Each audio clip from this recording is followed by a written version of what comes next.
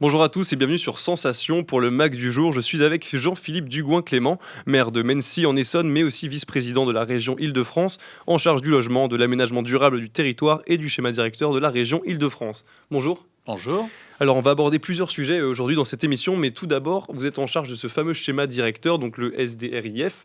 Mhm. Concrètement, en quoi ça consiste? Parce que je pense que c'est pas très clair pour tout le monde. Bien, le SDRIF, le schéma directeur de la région Île-de-France, c'est le document d'urbanisme qui encadre ce qui peut se faire ou pas en Île-de-France en termes d'aménagement, en termes de bâti, en termes de construction, en termes de préservation de zones naturelles.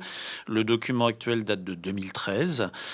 Aujourd'hui, il ne correspond plus aux besoins, aux évolutions de l'Île-de-France. Il n'intègre pas des facteurs pour nous essentiels comme le ZAN, le zéro artificialisation nette, le ZEN, le zéro émission nette ou le zéro déchet. Et donc, nous lançons sa révision pour en faire un schéma directeur environnemental qui prenne en compte ces trois objets tout en gardant à la région une attractivité, parce que c'est quelque chose d'essentiel, que la région Île-de-France reste attractive, et puis en garantissant que notre région puisse aussi s'adapter pour faire face à sa croissance économique et à son augmentation de population. C'est indispensable de renouveler ce schéma directeur aux nouvelles attentes justement de la région. Oui, parce qu'aujourd'hui, il est inadapté par rapport aux besoins du monde dans lequel on est. Le SDRIF a été voté en 2013, c'est-à-dire il y a 8 ans. Il a été réfléchi, pensé, discuté en 2010-11, c'est-à-dire il y a plus de 10 ans. Entre-temps, la crise écologique est quelque chose qui est apparu. La question de la limitation de la consommation et de l'artificialisation des terres est quelque chose qui est apparu.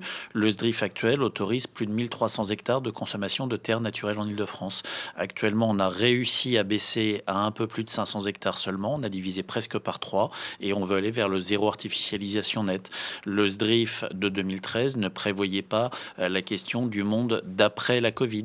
Le SDRIF de 2013 ne prévoyait pas ce que nous souhaitons porter, une Île-de-France polycentrique qui ne soit plus uniquement construite et axée autour de Paris, mais qui puisse exister au travers de zones offrant une complétude d'offres, une complétude de développement dans la périphérie de Paris. L'un des objectifs de ce schéma directeur, c'est de garantir le rayonnement international de la région, donc de la région Île-de-France. Par quelles actions vous y parvenez? Comment vous vous y prenez? L'Île-de-France, c'est la seule métropole mondiale de France. Une métropole de taille mondiale, c'est plus de 10 millions d'habitants. La région, c'est 12 300 000 habitants. Et donc, il est essentiel, dans une logique de concurrence entre les territoires, quand on est face au Grand Londres, au Grand Berlin, au Grand Moscou, et bien que l'Île-de-France rayonne et l'Île-de-France puisse garder une attractivité. L'attractivité francilienne en termes d'urbanisme, elle passe par le fait de garantir une qualité de vie. Ce qui fait aujourd'hui que des entreprises décident de venir s'installer avec leurs cadres, avec leurs familles en région parisienne plutôt que dans la région de Barcelone, de Rome ou de Bruxelles. C'est parce qu'ils vont pouvoir trouver les conditions pour faire grandir leur famille, pour avoir un cadre de vie qui puisse être plus agréable, qu'il puisse y avoir sur un même territoire la possibilité à la fois de travailler, de se loger, d'étudier pour ses enfants, le tout dans un secteur qui soit sécurisé, agréable à vivre, c'est ce qu'on porte. Alors parlons un peu de la gestion de l'Île-de-France. Donc Valérie Pécresse en est la présidente. Est-ce qu'on peut dire que son bilan est satisfaisant jusqu'à maintenant?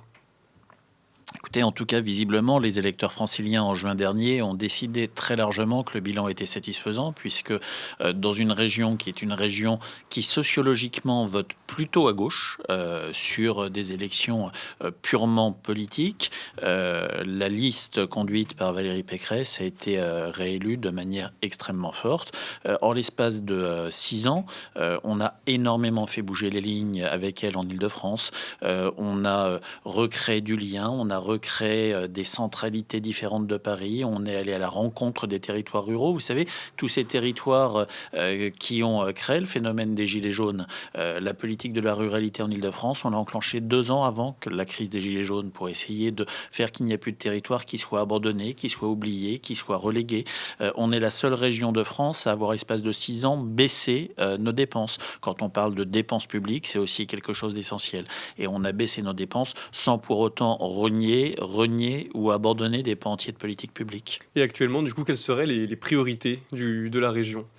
Les priorités de la région, déjà, il y a ce SDRIF environnemental que nous portons, parce qu'au fond, les règles d'urbanisme, les règles d'aménagement qui fixent le cadre, la règle du jeu, c'est ce qui fait qu'une région peut se développer ou pas, et surtout ce qui fait la façon dont elle va se développer. Donc ce SDRIF environnemental qui va fixer les règles du jeu pour les 20 ans à venir en Île-de-France, c'est ce que nous portons sur les 3 années qui viennent. Et puis nous avons, au-delà de ça, un double sujet en Île-de-France qui pour nous est majeur, qui est un sujet de création de liens sociaux, qui est une création d'accompagnement des plus fragiles. Vous savez, on est une région qui à la fois cumule les quartiers les plus riches et les plus pauvres de France métropolitaine. Donc on a cette obligation d'accompagner et de faire que la région soit une région solidaire pour tous. Et puis au-delà de ça, on a aussi une obligation et un souhait de réindustrialisation de la région Île-de-France, de ramener sur notre région, c'est un problème national d'ailleurs, de ramener sur notre région des entreprises qui bien souvent sont parties à l'étranger.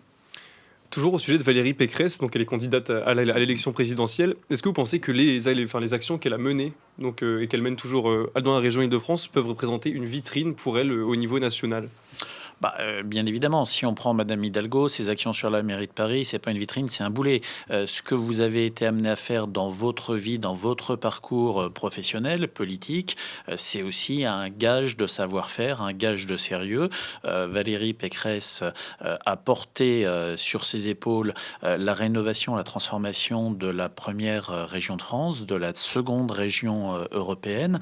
Elle a également une expérience ministérielle. Je rappelle qu'elle a été ministre des universités, ministre du budget, et tout ça effectivement c'est, je pense, par rapport aux Français qui vont avoir à se prononcer sur le choix fondamental, parce que tout le système institutionnel tourne, repose et s'organise autour du ou de la présidente de la République. Et bien je pense que pour les Français qui auront dans moins de 2 mois et demi maintenant à voter pour choisir leur président ou leur présidente, c'est un gage de sérieux. Alors toujours sur Valérie Pécresse, il y a des gens de la classe politique, donc notamment Marine Le Pen, qui ont dit que Valérie Pécresse ressemblait dans beaucoup de points à Emmanuel Macron. Qu'est-ce que vous répondez justement à ces gens-là au sujet de Valérie Pécresse et d'Emmanuel Macron? S'il ressemblait à Emmanuel Macron, c'est ne pas aller au bal néo-nazi en Autriche comme le fait Marine Le Pen. Effectivement, dans ce cas-là, il ressemble à Emmanuel Macron. Enfin, il y a un moment, il faut être un petit peu sérieux. Valérie Pécresse, comme la droite et l'UDI, n'ont jamais apporté leur soutien à Emmanuel Macron. Il y a toujours une opposition extrêmement claire. Il n'y a jamais eu d'aller-retour, d'aller et venu. Et si Marine Le Pen ne fait pas la différence entre la politique qui est portée par la droite et par Emmanuel Macron, je pense qu'elle devrait changer de lunettes. Je rappellerai quand même simplement que Valérie Pécresse, nous avions contre nous 5 ministres du gouvernement aux élections régionales. Un aspect qui ressort énormément de cette course à la présidentielle, c'est évidemment la gestion de la crise sanitaire qui est beaucoup critiquée justement en ce moment. Un petit mot justement sur cette gestion par le gouvernement actuel. Le problème, c'est d'une part son opacité, parce que le travail, le débat se fait dans un comité de défense secret à l'Élysée beaucoup plus qu'au Parlement, où là les débats sont publics, les documents sont publics, les rapports sont publics et peuvent être consultés. Et puis d'autre part, c'est le sentiment d'aller-retour, de navigation à vue, d'incertitude, parfois de manque de cohérence ou de logique. C'est quelque chose d'extrêmement compliqué. On le voit dans tous les pays du monde, très sincèrement. Je ne crois pas qu'il y ait un gouvernement qui ait eu la martingale absolue de la gestion parfaite. Mais enfin, là, on est quand même sur des tâtonnements absolument terribles. On a des administrations entières dans le domaine hospitalier, dans le domaine scolaire, qui ont eu le sentiment d'être totalement abandonnés par l'État, par leur gouvernement, par leurs ministres. Et ça, c'est quelque chose qui est insoutenable aujourd'hui. Très brièvement, en une trentaine de secondes, au sujet du pass vaccinal, on voit que des pays commencent à relâcher leurs restrictions, l'Angleterre, l'Espagne. Qu'est-ce que vous pensez de tout ça, de ce pass vaccinal, etc.? Le pass sanitaire fonctionnait bien. Le pass vaccinal arrive, à mon sens, un peu tard pour pouvoir encore être justifié ou efficace. Et puis, on mesure aussi qu'il y a une volonté d'affichage très forte, d'une autorité très forte de la part du gouvernement. Nous avait souhaité, si pass vaccinal il devait y avoir, qu'il soit assorti de beaucoup de conditions qui n'ont pas été prises en compte. Donc c'est un pour, un contre? Je pense que c'est quelque chose qui fonctionnera peu. Donc il y aura sûrement de meilleures solutions à trouver. Alors merci beaucoup Jean-Philippe Dugouin-Clément d'avoir été avec nous. Donc je rappelle que vous êtes vice-président de l'Île-de-France en charge du logement, de l'aménagement durable du territoire et du schéma directeur de la région Île-de-France, mais également maire de Mency en Essonne.